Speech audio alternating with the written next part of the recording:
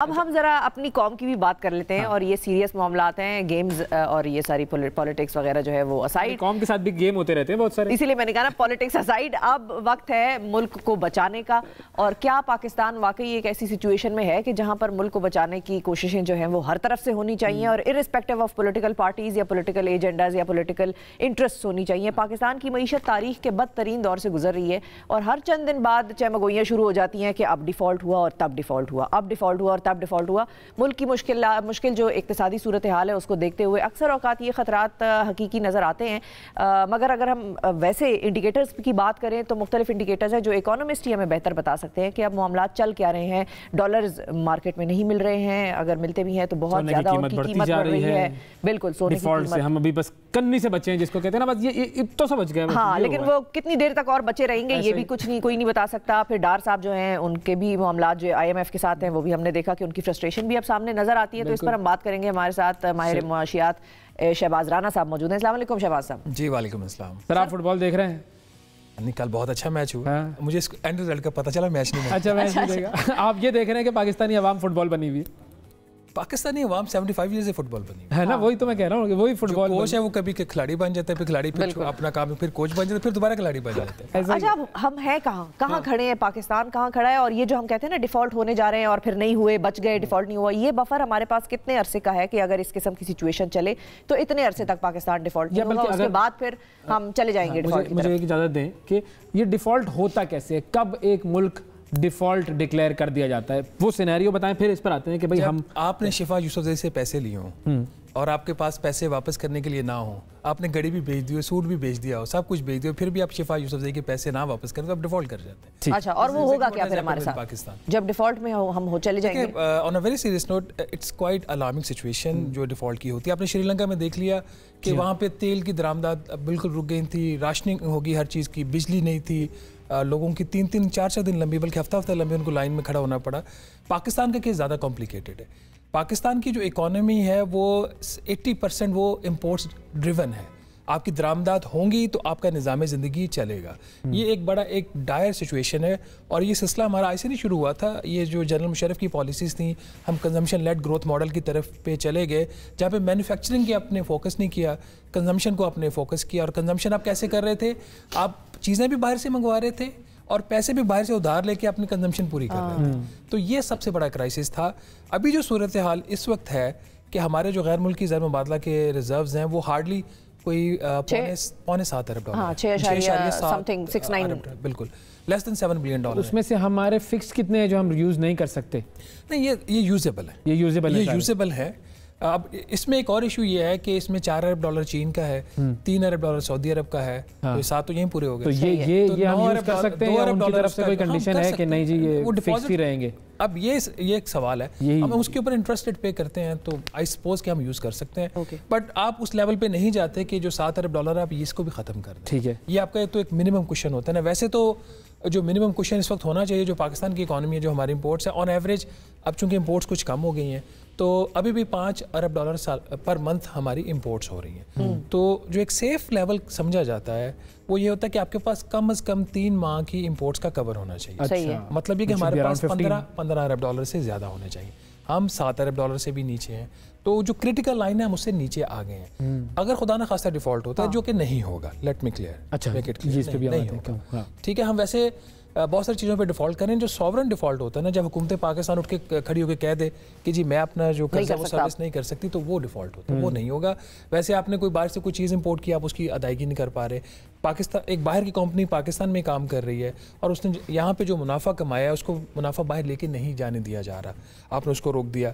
आप Chinese IPPs के पैसे अपनी अदा कर रहे, जब आप किसी मुल्क का कर्जा वापस नहीं कर पाते और उसको जब रोल ओवर की आप रिक्वेस्ट करते हैं, टेक्निकली डिफ़ॉल्ट कर चुके होते हैं। ठीक है, मैंने इस महीने पाकिस्तान ने सऊदी अरब का $3 अरब वापस करना था, हम नहीं कर सके, टेक्निकली तो हमने डिफ़ॉल्ट कर दिया। इस तरह के काम होते रहेंगे। लेकिन इस किस्म का कोई मामला होगा कि जो सिटीजन हमारे पाकिस्तान में परेशान हो रहे हैं, जिस तरह पहले वक्तों में एक दफ़ा देखा था कि जिनके फॉरेन करेंसी अकाउंट्स थे वो फ्रीज हो गए, तो जब वो चीज़ फ्रीज हो गई तो फिर भी हम टेक्निकली और फाइनेंशियली भी डिफॉल्ट कर गए। अच्छा, उसमें अब 2 चीज़ें हैं। ये आप जब हमने न्यूक्लियर ब्लास्ट किया तो उसके बाद इन्होंने जो आप बात कर रहे हैं सैंक्शंस वाला दौर था, लगा दी। हमारे पास ऑप्शन नहीं थी उस वक्त की हुकूमत के पास। जो प्राइवेट सिटीजन के पैसे अकाउंट्स में पड़े हुए थे डॉलर्स, वो उन्होंने फ्रीज करके उनको रुपए दे दिए उसके बदले में। उसके बाद जब फिर IMF का प्रोग्राम आया तो अब जो उसकी जो रिपोर्टिंग होती है ना प्राइवेट अकाउंट्स की और जो स्टेट बैंक ऑफ पाकिस्तान के अकाउंट्स, उन दोनों की सेपरेट रिपोर्टिंग होती है। अच्छा, मैं आपको जो $7 अरब या $6.7 बिलियन बता रहा हूँ, ये हुकूमत पाकिस्तान का है। ओके। जो प्राइवेट सिटीजन्स का है उसका रिपोर्टिंग सेपरेट होती है। अब उसमें एक प्रॉब्लम है। प्रॉब्लम ये है वो जितना भी है $5.5-6 अरब, मुझे एग्जैक्ट नंबर इसमें याद नहीं, मैंने देखा नहीं, क्योंकि मैं इसलिए नहीं देखता, वो मेरा पैसा नहीं है, गवर्नमेंट ऑफ पाकिस्तान का पैसा सही है। उसमें से भी हुकूमत ने कम अज़ कम नंबर $200 बिलियन ऊपर नीचे हो सकता है, $4.5 अरब हम हुकूमत पहले ही कर्जा ले चुकी है। अच्छा, वो जो आपको प्राइवेट बैंक्स के अंदर कुछ $6 अरब या $5.5 अरब, whatever is the number, वो नजर आ रहा है, उसमें से $4.5 अरब हुकूमत ऑलरेडी ले चुकी है। तो जो पैसा पहले ही उसके ऊपर उसके पास है, उसको उसने क्या फ्रीज करना? सही है, तो वैसे वाजिब उल-अदा है। वो तो वैसे आपके पास नहीं है, देना कहाँ से?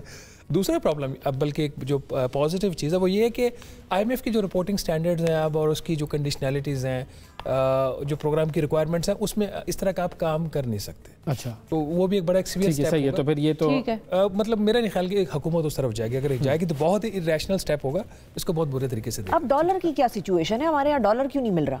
डॉलर आपको किसने कहा डॉलर नहीं मिल रहा? सुन रहे हैं हम, कितने चाहिए आपको, मुझे बताइए। मुझे तो पर्सनली नहीं चाहिए, मेरी बस आपको 200, हम कोशिश करेंगे 245-250 रुपए पर डॉलर देना पड़ेगा। हाँ, जबकि मिलना कितने पे चाहिए? 231 पे। बिल्कुल। तो ये बड़ा मसला है ये, क्योंकि जब मार्केट में नहीं है एक चीज तो ये कंट्रोल क्यों नहीं है हुकूमत का? ये कंट्रोल करने की कोशिश हुई तो अब 3 रेट्स हुए हैं। आज से 2 माह पहले 2 रेट्स होते थे। एक इंटरबैंक का रेट था जो भी था 240 था, 235 था, व्हाटएवर।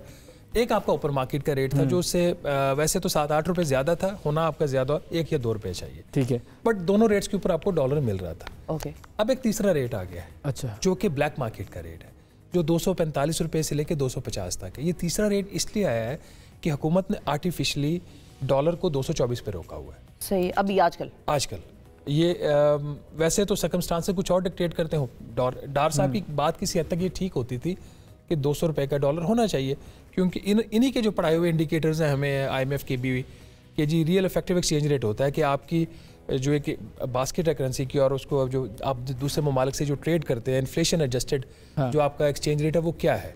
तो वो तो अभी जो स्टेट बैंक ने अभी इस महीने अभी नंबर दिया उन्होंने 3-4 दिन पहले, वो तो यही है लेवल 223-224 का। जब डार साहब पाकिस्तान वापस आए थे उस वक्त ये लेवल होता था, वो रुपया आपका जो है ना उसकी अंडर वैल्यू था बाय 10% एटलीस्ट। तो वो 200 रुपए की उस वक्त वो बात ठीक कर रहे थे, वो बात गलत। तो लेकिन वो क्यों हो नहीं पाया? उन्होंने तो कहा था कि 200 पे ले आएंगे हम, और बड़ी उन्होंने करने की कोशिश की ना, उसका फिर रिजल्ट निकला, क्योंकि इकोनॉमिक सर्कमस्टांसेस आपके कुछ और डिक्टेट कर रहे हैं, रिजर्व्स है नहीं आपके, आप कर्जे गैर मुल्की जो है वो वापस नहीं कर पा रहे, रोल ओवर करवा रहे हैं। तो और फिर ये कि जो कमर्शियल बैंक्स हैं उनके पास इतने डॉलर्स नहीं है कि जो आपने इंपोर्ट के लिए कोई डॉक्यूमेंट्स आपने एलसी तो पहले मफ्ता साहब ने बताया नहीं था उनको कि भाई ये मसला है, नहीं हो सकेगा? अगर वो बात आपस में करते तो शायद बता देते। आपस में बात ही नहीं करते, आपस में करते होंगे, लेकिन ये कि आपस में जरा चल रही है उनकी, तो बड़ी अजीब से बयानात तो आ रहे हैं। ये क्या मसला क्या है? क्यों ये क्या 2 अलग-अलग ग्रुप्स के लोग हैं, या इन दोनों का माइंडसेट अलग-अलग है कि नहीं इकोनॉमी को चलाना अलग तरीके से? नहीं, ऐसा कोई मसला नहीं है। ये एक सिंधी भाई एक पंजाबी भाई, ये दोनों भाई हैं आपस में, छोटे मोटे जिस तरह सिंध और पंजाब के मसले होते रहते हैं यहाँ पे छोटे मोटे, उस चक्कर में फुटबॉल तो हम बन जाते हैं ना, मसला ये हो जाता है। लेकिन लोग ये भी कहते हैं कि आर्टिफिशियली अगर डॉलर रेट को मैनेज करें तो वो उसके अलग फिर कंसीक्वेंसेस हैं। ये वही है ना जो हम तीसरे रेट की बात कर रहे हैं, कि आज से कुछ अर्सा पहले तीसरा रेट नहीं था, क्योंकि जब आप कमर्शियल बैंक के पास जाते हैं कोई एलसी इंपोर्ट करने के लिए उसके पास डॉलर नहीं। हाँ ठीक है, आप ओपन मार्केट जाते हैं, अपने मुल्क से बाहर जाना है, आपको डॉलर चाहिए, आपको नहीं मिलेगा, 232 पे नहीं मिलेगा, आपको 245 पे मिल जाएगा। उसका एक और नुकसान ये हो रहा है कि जो फॉरेन रेमिटेंसेज जो हमारे बहन भाई बाहर काम कर रहे हैं, जो वो पैसे बाहर से भेजते हैं, तो अगर वो बैंक से भेजेंगे तो उनको 232 रुपए मिलेगा, ठीक है, या इंटर बैंक का जो रेट है वो मिलेगा 224 वाला मिलेगा। वो अगर हवाला से भेजेंगे, आपने हवाला का भी तो आप जैसे काम करते हैं, बिल्कुल, तो जब हवाला से तो आप 245 रुपए का उनको फायदा होगा, तो बजाय वो 224 ले वो 245। इसका नुकसान क्या होगा? जो फॉरेन रेमिटेंस ऑफिशियल चैनल से आ रही है, जो कि आपका एक बहुत ही अहम जरिया है, इवन के more than important than the exports, क्योंकि रेमिटेंस का नंबर जो है वो 30 अरब डॉलर या 31 अरब डॉलर आपकी एक्सपोर्ट के नंबर से ज्यादा है। अभी भी रेमिटेंस आपकी ठीक जा रही है रिलेटिवली, वैसे तो कम हो रही है, बट एक्सपोर्ट से अभी भी ज्यादा आपकी अगर है, तो अगर उधर से भी पैसा नहीं आएगा तो जो गैप कम रेमिटेंस आने से पैदा होगा वो भी फिर आपको कर्जा लेना पड़ेगा। सही तो ये एक बड़ा खतरनाक ट्रेंड बन रहा है। फाइनली मैं अगर इस चीज़ पर आऊँ कि भाई इस वक्त करना क्या चाहिए, क्योंकि अगर हम इकोनॉमिक सूरत हाल देखें तो आगे अगर बुरी सूरत हाल होनी है तो लोगों को करना क्या चाहिए? गोल्ड में इन्वेस्ट करते हैं लोग यूजुअली कि भाई कोई पैसे पड़े तो अब तो गोल्ड लेने का मेरा ख्याल है कोई फायदा ही नहीं है, आप सोचे ही ना गोल्ड लेने पहुंच गया है वो। तो बंदा क्या करे क्या इस वक्त अगर किसी के पास पाकिस्तानी करेंसी पड़ी हुई है जो कि बैंक में रखी हुई डिवैल्यू हो रही है, उसको क्या करना चाहिए? देखिए अभी जो बात मैं कहना चाह रहा हूँ, हेट टू से दैट, क्योंकि मैं I am in favour of investing in the productive sector of the economy, जहाँ पे आपकी नौकरियाँ सही है। लेकिन जब किसी भी मुल्क में इस किस्म के हालात पैदा हो जाए तो आप सेफ जो बेट्स हैं वो खेलते हैं। आपका ज़मीन है और सोना है। सोना अब किसी भी कीमत पे ले लें वो कम होगा। इसी तरह किसी दौर में मतलब उसने आगे बढ़ना डॉलर आप आज भी किसी भी कीमत पे ले लें वो कम होगा रेट आपके लिए आफ्टर 6 मंथ्स। रियल स्टेट आपकी नीचे जा रही है, इससे और ज़्यादा नीचे जाना चाहिए। पाकिस्तान की बदकिस्मती है और इसको बदकिस्मत हुक्मरान मिले हैं, PMLN PTI भी ख़ास तौर पर, जितना उन्होंने रियल स्टेट को प्रमोट किया।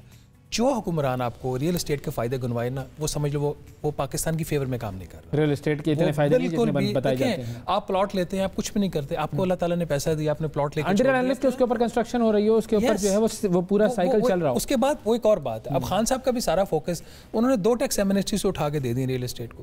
उससे पहले नवाज शरीफ साहब भी, खैर नवाज शरीफ साहब का प्रोडक्टिव सेक्टर की तरफ ज़्यादा फोकस था। तो रियल एस्टेट को हर हुकूमत ने उसको इनकरेज किया। सही है। और रूस से तेल लेना चाहिए कि नहीं? बिल्कुल लेना चाहिए, जहाँ से सस्ता मिलता है। सही है जी। चलो जी, ज़बरदस्त, बेहतरीन, सस्ता मिल रहा है, ले लो। थैंक यू शहबाज साहब, बहुत शुक्रिया, आपने वक्त दिया।